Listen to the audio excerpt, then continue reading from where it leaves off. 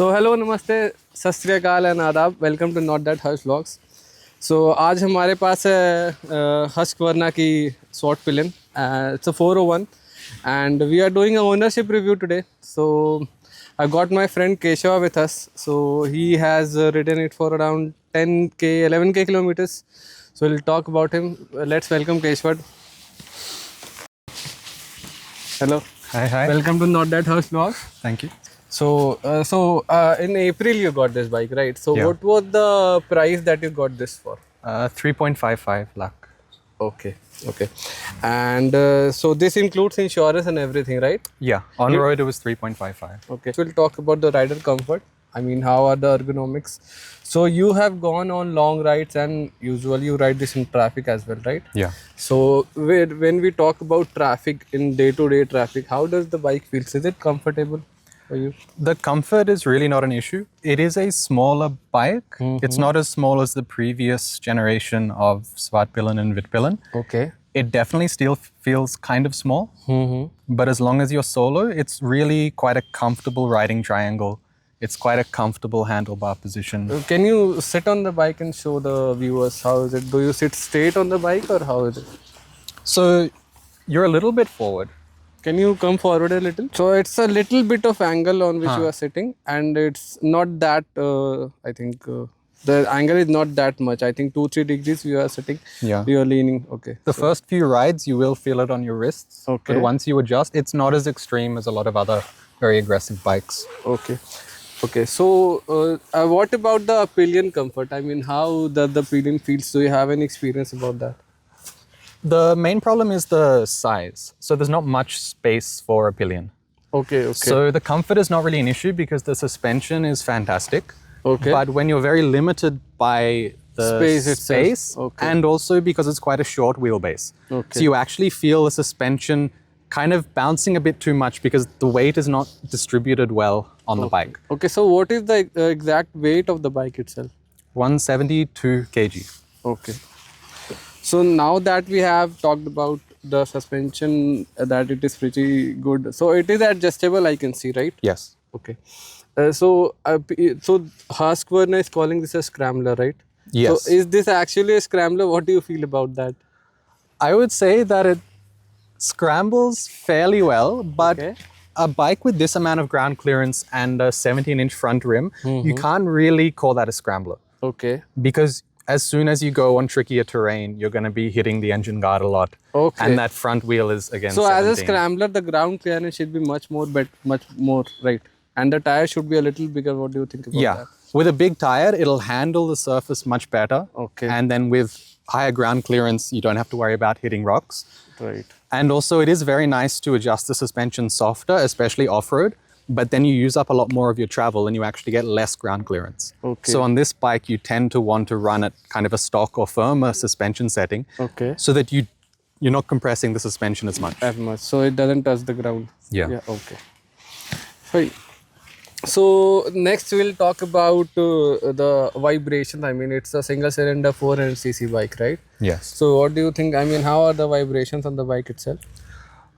It's really not bad. It's certainly better than Gen 2. Okay. It's better than the Dominard as well. There certainly are vibrations, especially right at the top end. Okay. And when the engine is quite new, you feel that a lot more. I'm feeling it less as the kilometers go up, but it is uncomfortable initially to redline it. Is it? Because you really feel quite a bit of vibration. So on top end, when you cross 100, is it much more calmer and less vibey? What do you think about that? It's not about that. It's just about being near the red line initially. But as the engine is running a bit more, it's a lot more comfortable there. So even But cruising at 100, 140, whatever is just fine. Yeah. Okay, so usually when I ride my Dominar on the right foot peg, there's a lot of vibration and so sometimes I start feeling a bit of discomfort. So is it the case like at some point the bike feels much more vibey or something like that? I wouldn't say so. I mean, if you're riding very aggressively and you're near that top end and you're getting a lot of vibration, then yes. But otherwise, day to day, it's not really an issue. So now that we talk about vibration and everything, let's talk about the stock tires itself. So I think you have changed the tires after 8k kilometers, right? Yeah. So let's talk about the stock tire that came with the bike. So it comes with the Trampler XR from Okay. Apollo, which is actually a surprisingly good tire. It has a pretty nice tread pattern for gravel and off-road surfaces, and it has a surprising amount of corner grip. Okay. So it is very nice to corner with. It's pretty nice as like kind of a multi-purpose tire. But because it is a little bit blocky, you don't get road feel. You don't really get a smooth maneuverability. So that's why I switched to the Seat Sportrad, which is significantly stickier, and you get a lot more road feel and feedback. Okay, and what about, I mean, in the gravel, how was the grip of the stock tires? Pretty good, very, very good. I would say as far as off-road tires go, you'll obviously struggle on-road, but Tramplers are quite in the middle. So you can hit gravel very confidently, but you can also corner confidently So as they well. were pretty good, okay. So just for a taste of a new tire, you got a different set, but would you suggest that they are good and then we can get them in the second time as well when we want to replace the tires? Yeah, I would say the Trampler is a phenomenal tire. It lacks a few things that I want, but overall it's a very good tire that any rider can be confident on because it does have good grip everywhere. So usually usually the bikes that Bajaj builds, they don't come with very good stock tires, but this is not a Bajaj, actually Husqvarna, but the Bajaj is handling Husqvarna, KTM and Vespa in India. So I thought the tires won't be that great, but that is not the case. So that is pretty good. Okay. So next thing we'll talk about the brakes, stock brakes. How are they for you? Perfect. Perfect. I mean, it has sintered pads at the front. Okay. And fantastic braking setup.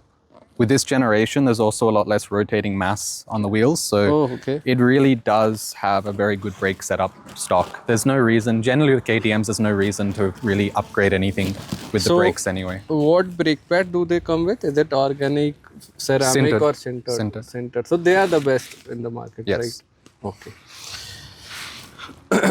Next, we'll talk about the headlights. How are they? Do you think that you need aux lights with these? Yes. How is the throw? You would need aux lights. The low beam is reasonable. The high beam is really not great. I mean, it's pretty standard for most bikes except for the Dominar that you tend to need aux lights. Right. Yeah. Okay. I haven't put them yet because I haven't found a good, nice place to mount them. It's a very compact bike, and when you're trying to find a really neat place to mount stuff, you start realizing that the clearances and everything are very tight. And so you want to have aux lights, but you haven't figured out the spot yet. It would be good too. I don't really do a lot of night riding. It's just the early morning stretches, but I also want to fit them in a way where they're quite invisible. Okay. I'd like to talk about the overall quality of the bike. How do you feel? Usually, I have seen Bajaj bikes don't have that top-notch quality as compared to, say, Speed 400 or Scram 400. The quality is not that good. But what do you think about the Husqvarnas? How are they? I do think the quality is quite good. It's certainly a lot better than the Dominar. Right. And every panel and fitting on the bike is actually quite well done, quite solid, except for this visor, which is probably the weakest plastic on the bike, but that's not really an issue. Okay. Otherwise, everything they've done is, I would say, quite well done. I haven't had any issues like that yet. Okay. Any small or peculiar issues that you have come across, like some panel is getting loose or things like that? So is it something like that? No, not yet. But again, I've ridden 11,000 kilometers in quite a short span of time, so the bike hasn't aged. Still, in 11,000 kilometers, people face a lot of issues if the bike has issues actually. Now we'll talk about the power delivery of the bike. So from, the first, you start from first gear, then go to second, third. How does the bike feels?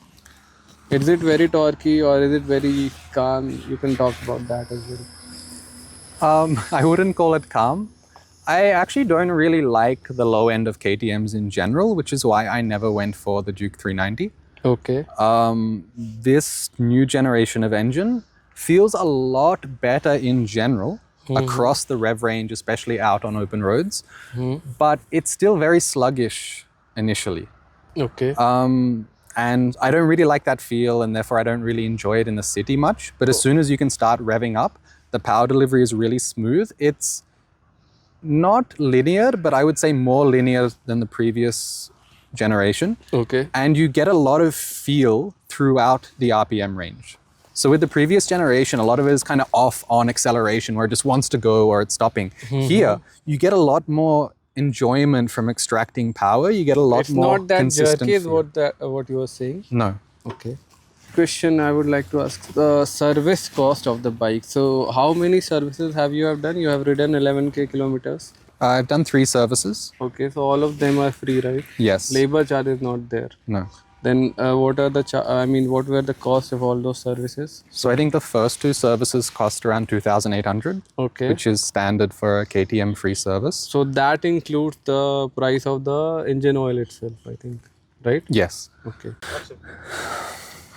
So now we'll talk about the fuel economy of the bike. You have ridden the bike in traffic as well on highways. So can you talk about that as well? So I'm not the best person to ask because I generally ride quite aggressively. Okay. I haven't really seen a number beyond 21 or 22. Is it? But I know that people can get 28 with a normal riding style. Okay. I've heard that. Otherwise, it's generally 19 if we're doing a faster run, or 20, 20 points. Usually a 400cc bikes, 400cc bikes give a mileage around from 25 to 28 if you ride it very peacefully and calmly and don't rev it a lot. So that is there. So we'll talk about the suspension. So both the front and the rear suspension are adjustable. So can you talk about that? Yeah, so the front has compression and rebound adjustment. It has 5 clicks for both. And the stock is 3 clicks. Okay, when you both. say clicks, is it the level of adjustment that you can do, right? Yes. Okay. So the stock is 3.3, which is a pretty good level of comfort and performance. Okay. It's more comfortable than the previous gen non-adjustable suspension, Okay. but it still gives you a pretty comfortable setup for riding somewhat harder. But you will want to adjust it to 2.2 if you're actually riding faster, because you'll get less front suspension dive. Right.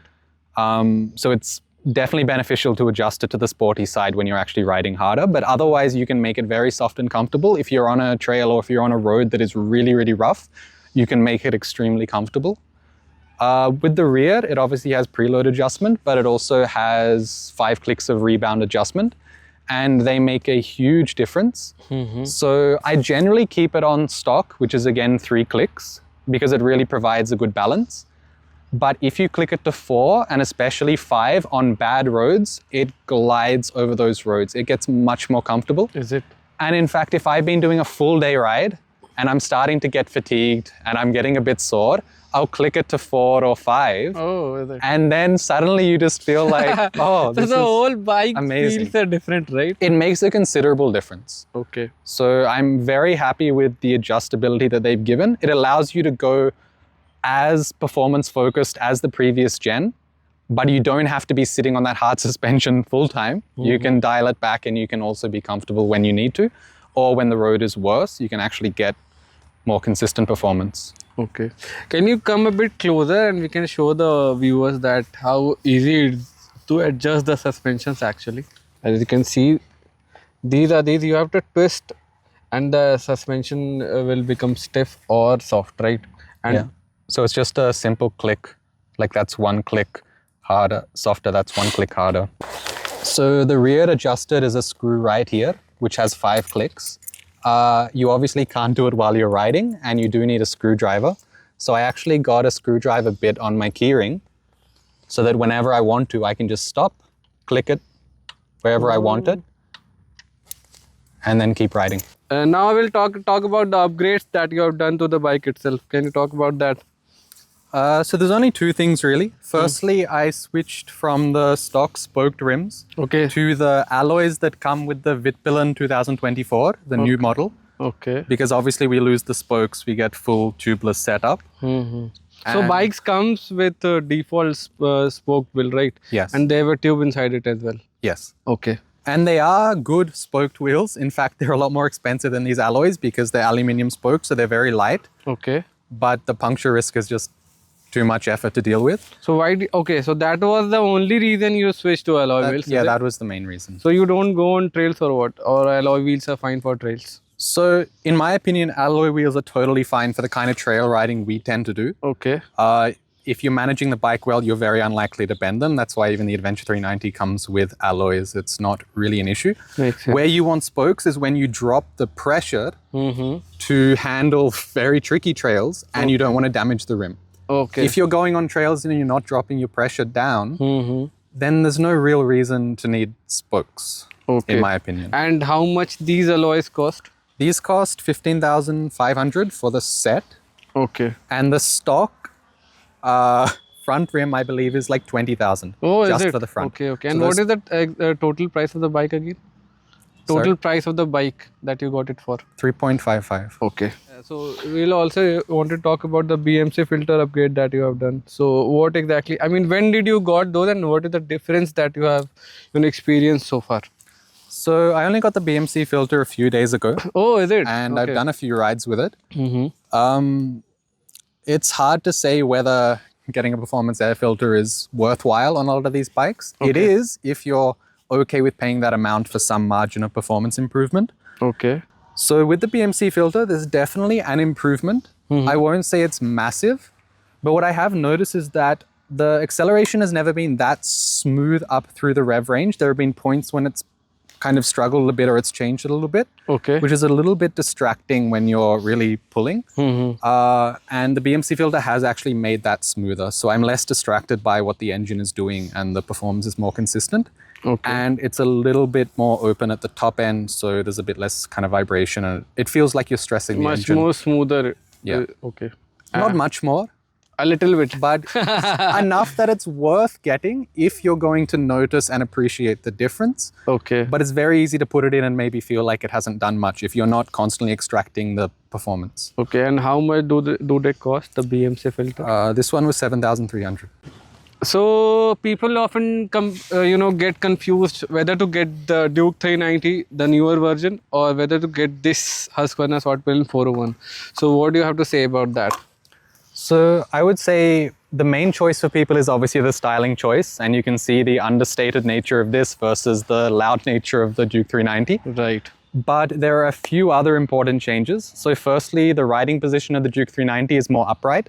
Okay. It's one of the reasons I've never liked the Duke 390 because I find that position very awkward. You don't want to sit comfortably on the bike. Because this is also comfortable. He wants pain. But it's actually not painful. It's just the right amount of being forward, so you feel a little bit more committed. Okay. Otherwise, the bikes physically are almost identical except for the styling choices. But the Duke 390 costs 20,000 rupees more. It has an IMU. This doesn't get the IMU. So this doesn't get cornering ABS. Okay, so electronically they are a bit different. A little bit different. Okay. I don't care about cornering ABS, so it's not an issue for me. Okay. This also doesn't get the Bluetooth module stock. Okay. So KTM gets both of those. And does these have riding modes? No. Internationally, it has rain mode, I think. Okay. That hasn't made it to this model. But a 390 comes with the riding modes, right? Okay.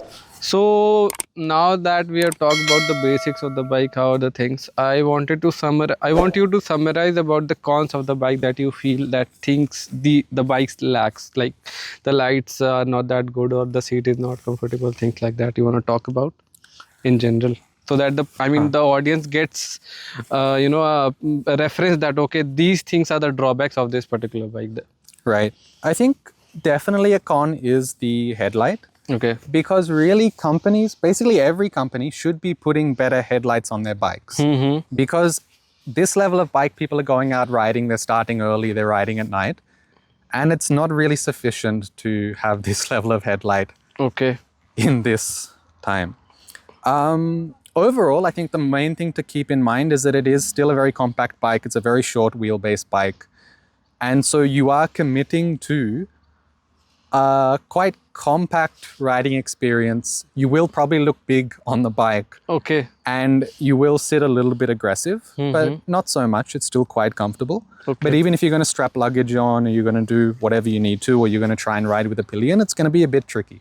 Okay. So I think as with any short wheelbase sports bike like this, you really want to probably use it for solo riding and minimal pillion riding.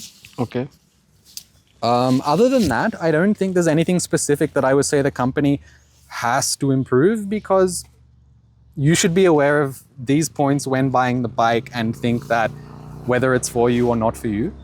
But the company's not responsible for making it into a bigger bike, because it's not meant for that. Right. And what about, I mean, as I said, the ground clearance is not that much. So do you feel, I mean, suppose you are crossing a speed breaker or things like that, have you come across any instance that where the bike is touching the speed breaker or things like that? No, the ground clearance is absolutely not an issue unless you're on trails.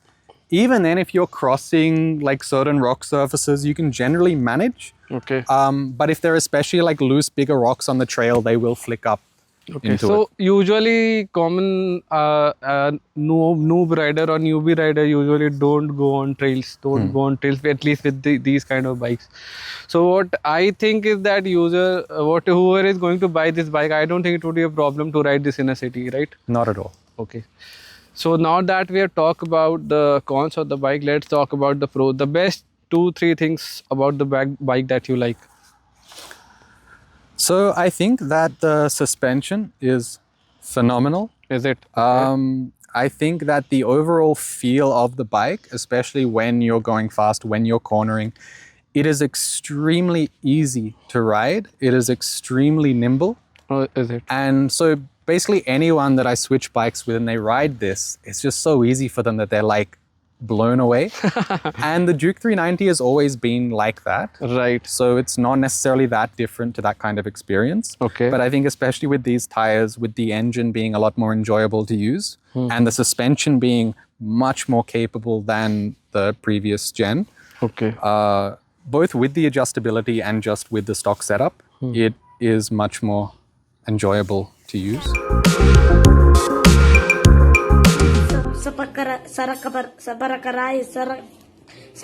Whatever.